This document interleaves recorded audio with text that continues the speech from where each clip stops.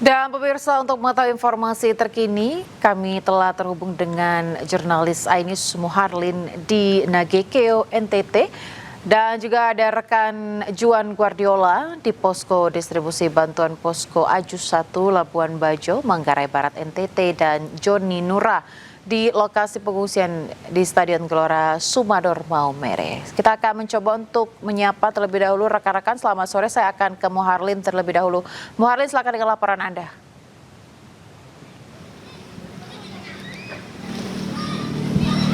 Iya, baik, selamat sore Ayah dan juga pemirsa. Untuk saat ini kami berada di Kabupaten Nakegeo, tepatnya di belakang kami ini merupakan tenda mandiri yang dibuat oleh sejumlah warga di Kabupaten Nakegeo. Hal ini mereka lakukan karena kebanyakan dari warga ini mereka masih trauma dan juga khawatir begitu akan terjadinya gempa susulan. Maka dari itu mereka berinisiatif untuk membangun tenda mandiri yang berada di depan, tepat di depan halaman rumah mereka masing-masing. Dan selain itu juga mereka enggan meninggalkan rumah dikarenakan jika mereka mengungsi begitu ke posko-posko pengungsian, yang dikhawatirkan juga selain gempa susulan, namun terjadinya hal-hal yang tidak diinginkan seperti pencurian jika mereka meninggalkan rumah mereka untuk pergi mengungsi. Dan selain itu untuk para pengungsi di Kabupaten Nakegeo ada total sebanyak 6.221 pengungsi yang tersebar di 70 titik pengungsian di Kabupaten Nakegeo. Dan untuk itu bantuan yang terkait dengan bantuan yang diterima ataupun bantuan yang datang sampai dengan saat ini masih terus mengalir begitu, bantuan berupa kebutuhan makanan dan juga kebutuhan logistik. Namun yang sebenarnya diperlukan oleh masyarakat di Kabupaten Nakegeo yakni kebutuhan untuk bayi dan juga untuk kebutuhan lansia berupa susu, popok, kemudian alas tidur dan juga selimut, mengingat tadi saya lihat untuk tenda-tenda mandiri yang dibangun oleh masyarakat atau dibangun oleh warga masih beralaskan terpal biasa, dan juga mereka ini membutuhkan selimut, yang mana untuk cuaca, memang di cuaca pada malam hari khususnya di sekitar sini ini cuacanya cukup dingin, dan yang mana jadi mereka membutuhkan kebutuhan alas tidur dan juga selimut. Dan yang paling penting ini nantinya yang diharapkan tentunya oleh seluruh korban gempa di Nusa Tenggara Timur, mereka berharap ini peran dari pemerintah untuk menangani permasalahan gempa ini, terutama bagi mereka yang rumahnya hancur. Seperti apa ini mereka berharap kemudian untuk pembangunan atau renovasi rumah mereka yang hancur, dan juga mereka tentunya ingin bisa kembali beraktivitas seperti sedia kala. Saya kembalikan ke Ayah.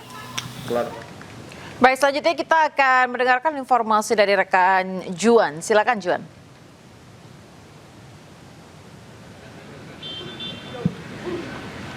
Ya, selamat sore Ayah. Terkait dengan gempa berkekuatan magnitudo 7,7 di kawasan Flores dan sekitarnya di Nusa Tenggara Timur, tampaknya memang saat ini masih sering terjadi gempa susulan. Oleh karena itu saat ini saya sedang berada di Posko Aju 1 Labuan Bajo yang jaraknya tidak jauh dari Bandara Udara Komodo, di mana ini merupakan tempat pendistribusian terpusat terintegrasi dari berbagai pihak, mulai dari TNI 3 Matra yakni AU, AD, dan AL, kemudian juga ada Polri yang mengirimkan bantuannya ke titik ini, di mana ini menjadi pusat distribusi. Dan saya akan mengajak Anda untuk melihat ada apa saja yang sudah dikirimkan ke sini, karena memang sejauh ini sudah ada sekitar 186,6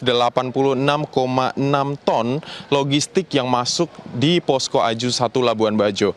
Dan jika Anda melihat dari layar kaca Anda, ini merupakan lantai MCK atau toilet yang nanti digunakan di posko maupun di titik-titik yang telah ditentukan untuk kebutuhan pribadi. Kemudian juga di sini ada logistik berupa kebutuhan pokok, mulai dari kebutuhan orang dewasa dan juga kebutuhan bayi, mulai dari sabun, kemudian ada kebutuhan untuk mandi dan lain sebagainya. Dan di sini ada logistik bantuan dari TNI AU, yakni berisi kebutuhan makanan berupa makanan instan, minuman instan, kemudian juga ada minyak, gula dan juga beras. Dan di sisi sebelah kiri di sini ada merupakan lampu. Lampu ini digunakan nantinya untuk penerangan di titik-titik yang telah ditentukan. Salah satunya ada di pengungsian warga yang terdampak di kawasan Nusa Tenggara Timur ini. Dan sementara itu di sini juga ada berbagai paket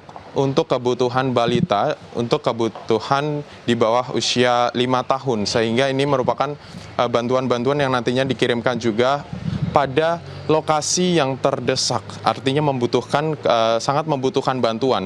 Di sini juga ada bantuan untuk ibu hamil, sehingga di sini kurang lebih sudah lengkap untuk mengirimkan bantuan dan nanti didistribusikan ke berbagai titik seperti di Manggarai Barat, Manggarai Timur, dan berbagai titik yang telah ditentukan. Dan di sini juga dikelola oleh BNPB, di mana BNPB mengorganisir lokasi-lokasi yang sudah dibutuhkan karena ada beberapa kebutuhan mendesak di berbagai titik yang telah ditentukan oleh BNPB dan nantinya akan dikirim. Dan hari ini tadi kami juga mengikuti proses pendistribusian bantuan dari Halim Perdana Kusuma menuju ke Bandar Udara Komodo, dan TNI AU tadi juga sudah membawa sekitar 22 ton yang dikirim menuju ke Posko Aju 1 ini. Sementara demikian, Ayah.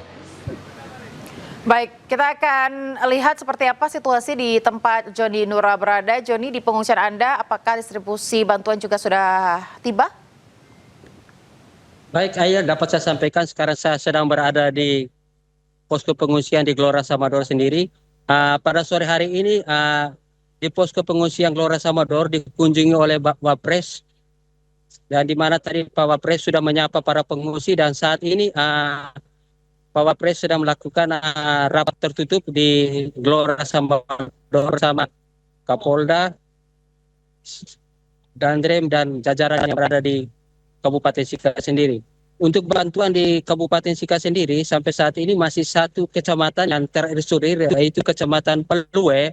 Hingga saat ini alat berat sudah dikirimkan ke lokasi, namun belum bisa tembus ke salah satu desa yang terisolir, itu Desa Nitun Lea. Hingga saat ini aparat dan petugas terus melakukan proses evakuasi dan membersihkan longsoran-longsoran yang terjadi di Kecamatan Pelue sendiri. Baik pemirsa, ini adalah situasi terkini yang berada di Gelora Samador.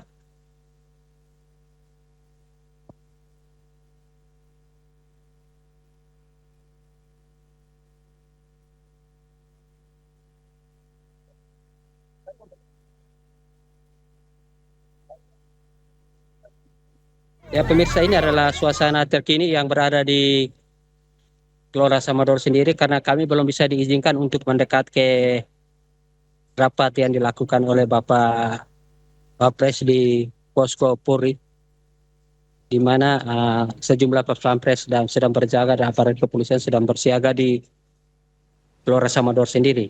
Baik. Joni, tadi ketika Wapres Gibran menyapa masyarakat yang ada di sana, apa saja yang disampaikan oleh masyarakat kepada Wapres? Masyarakat mengharapkan bahwa Bapak Wakil Presiden terus mengirimkan bantuan kepada mereka, karena mereka sangat sulit mendapatkan bantuan berupa selimut, kebutuhan bayi dan balita, bersih, dan sejumlah kebutuhan lansia yang ada di posko pengungsian di Gelora Samador sendiri, Ayah. Baik, untuk balita sendiri apakah jumlahnya banyak di sana, balita dan juga lansia, Joni? Baik, dapat saya sampaikan, Ayah, bahwa jumlah balita dan anak-anak di posko Gelora Samador sendiri cukup banyak, apalagi para lansia, karena saat ini para bayi dan balita pun sudah mulai terserang penyakit seperti diare, gatal-gatal, dan muntah ber yang berada di posko Gelora Samador sendiri. Ayah. Baik, Joni, terima kasih atas laporan Anda, dan sebelumnya tadi ada Juan dan juga Muharlin dari titik masing-masing. Terima kasih rekan-rekan, selamat bertugas kembali dan jaga kesehatan serta keselamatan Anda. Pemirsa, posko pengungsian korban gempa NTT di Gelora Samador Maumere berubah riuh saat Kepala BNPB membagikan bantuan logistik. Stok logistik harian di posko ini terbatas, pemicu para pengungsi berebut bantuan. Datang langsung ke posko pengungsi gempa NTT dan membagikan bantuan logistik di Gelora Samador Maumere, Kabupaten Sika. Kepala BNPB Letjen TNI Suharyanto diserbu para pengungsi. Suasana berubah riuh, warga berebut untuk mendapatkan bantuan logistik. Bantuan logistik di posko ini terbatas membuat para pengungsi spontan memperebutkan bantuan logistik dasar yang dibawa, khawatir tidak kebagian karena mereka sudah tinggal di posko selama beberapa hari.